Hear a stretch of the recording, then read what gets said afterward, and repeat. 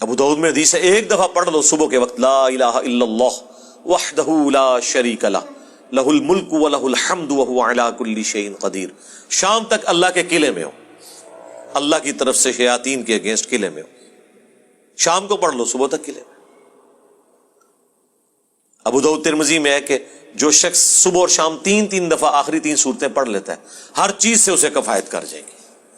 بخاری مسلم میں حدیث ہے جو رات کو سونے سے پہلے سورۃ البقرہ کی آخری 2 آیات ایک دفعہ بس پڑھ لے, جو کچھ مانگا مل جائے گا اور ہر چیز سے اسے کافی ہو جائے گی. مسلم شریف میں حدیث ہے کہ سبحان اللہ والحمد للہ ولا الہ الا اللہ واللہ اکبر پڑھنا, رسول اللہ فرماتے ہیں مجھے ہر اس چیز سے بڑھ کر محبوب ہے جس پہ سورج طلوع ہوتا ہے. دنیا اور دنیا کی ہر چیز سے بڑھ کر یہ پسندیدہ ترین کلمات ہیں جو ہم فرض نماز کے بعد بھی پڑھتے ہیں. تو یہ اللہ تعالیٰ کے کلمات ہیں, ان کے ذریعے اللہ کی طرف متوجہ ہوں, اللہ تعالیٰ دعا قبول کرتے ہیں. وہ ترمذی میں حدیث ہے ایک شخص آیا, اس نے نماز پڑھی پھر تیزی سے دعا شروع کر دی, آپ نے فرمایا سائل نے جلدی کی. ایک دوسرا شخص آیا, اس نے پہلے اللہ کی حمد بیان کی, پھر دروشی پڑھا, پھر دعا مانگی. فرمایا سل تعطا, مانگ تجھے دیا جائے گا, مانگ تجھے دیا جائے گا. اور نماز میں بھی پروٹوکول آپ دیکھیں کیا ہے, پہلے اللہ کی حمد بیان ہوتی ہے التحیات للہ والصلوات والطیبات, پھر درود شریف, اور اینڈ پہ جا کے دعائیں آتی ہیں. دعا کا پروٹوکول ہے اللہ کی تعریف اور اس کے بعد درود شریف اور پھر دعا. اس کے بغیر دعا قبول نہیں ہوتی. اور جس نے تیزی سے دعا کی تھی نا, ترمذی میں حدیث ہے, پھر حضور نے اسے بلایا اور سمجھایا کہ پہلے اللہ کی حمد بیان کرو, پھر مجھ پر درود شریف پڑھو, پھر اللہ کی طرف متوجہ ہو, اللہ دعا قبول کرے گا. کسی مزار پہ جانے کی ضرورت نہیں میرے بھائی, گھر بیٹھے اللہ کی حمد اور درود شریف کے ساتھ آپ اللہ کی طرف متوجہ ہوں.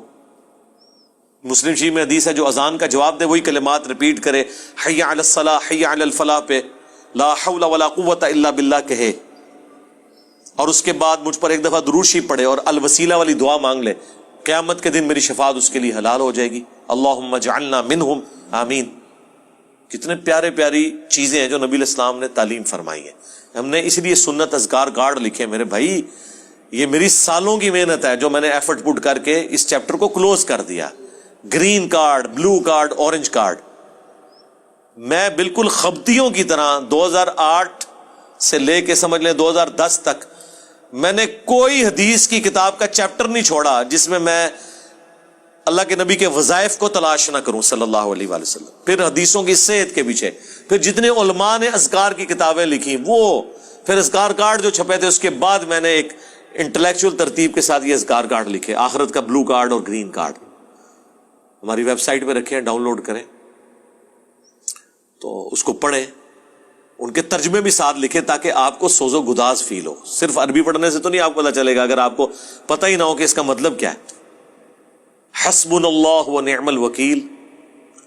بخاری کی حدیث ہے, ابن عباس کہتے ہیں کہ تمہارے جد امجد ابراہیم کو جب آگ میں پھینکنے لگے تھے تو وہ پکار اٹھے تھے حسبنا اللہ و نعم الوکیل.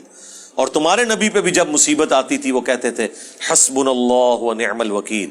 اور اس کا ذکر تو قرآن میں ہے سورہ آل عمران کے اندر کہ جب اہل ایمان کو خبر پہنچی کہ کافر ان کے خلاف سازشیں کر رہے ہیں تو اہل ایمان پکار اٹھے حسبنا اللہ و نعم الوکیل, ہم نے اللہ ہی پر بھروسہ کیا, وہی بہتر کارساز ہے.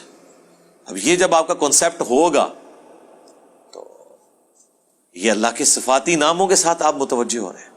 باقی تو اللہ کے کلمات تو ختم ہی نہیں ہونے. سورہ لقمان میں, سورہ بنی اسرائیل, سورۃ الکہف میں اللہ تعالیٰ کیا فرما رہا ہے کہ اگر زمین سارے کے سارے درخت جو ہیں کلمے بن جائیں اور سمندر سیاہی بن جائیں اور 7 سمندر اور بھی ساتھ مل جائیں, اللہ کے کلمات نہیں ختم ہوں گے. سبحان اللہ و بحمدہ عدد خلقہ ورضا نفسہ وزنۃ عرشہ ومداد کلماتہ. بخاری میں حدیث ہے اللہ تعالیٰ کے 99 نام ہیں جو ان کو لے لے گا تو اس پہ جنت واجب ہو جائے گی. لینے سے مراد یہ نہیں ہے کہ وہ ان کی صرف تسبیح کھینچتا رہے گا, مراد یہ کہ وہ اللہ تعالیٰ کو سیریس لے گا. ٹھیک ہے, اور لوگ وہ خالی نام پڑھ رہے ہوتے ہیں, کہتے ہیں بس جنت ہوگی, نماز پڑھنے کی لوڑ ہی کوئی نہیں. بھائی اگر یہ سنن سعید الکبریٰ میں حدیث ہے نا کہ جو آیت الکرسی فرض نماز کے فوراً بعد پڑھتا ہے مرتے ہی جنت میں داخل ہوگا. جنت اور اس کے درمیان صرف موت کا وقفہ ہے, تو اس کے لیے نماز بھی پڑھنی پڑے گی. صرف آیت الکرسی پڑھنے سے کچھ نہیں ہونا. تو یہ اللہ تعالیٰ ہمارے تمام اچھے نام اللہ کے لیے، ان کو اس کے ناموں کے ساتھ پکارو.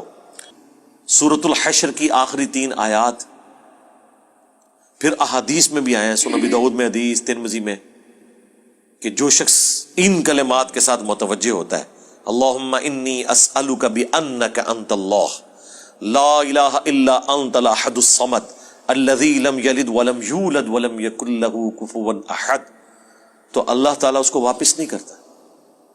ترمذی میں آیا لا الہ الا انت سبحانک انی کنت من الظالمین، اللہ واپس نہیں کرتا. بخاری مسلم میں آیا لا حول ولا قوة الا باللہ، اللہ کے جنت کے خزانوں میں سے ایک خزانہ ہے. تو یہ اسماء الحسنہ جو ہے اللہ تعالیٰ کے نام، اس کے صفاتی نام، وہ نہیں ہے جو آپ کو صوفیاء بتا رہے ہوتے ہیں کہ اتنے 1000 دفعہ یہ نام تسبیح کھینچ لیں، وہ نہیں، وہ ایک دفعہ ہی بہت ہے میرے بھائی. یہ ایک ہی دوائی کام کر دیتی ہے.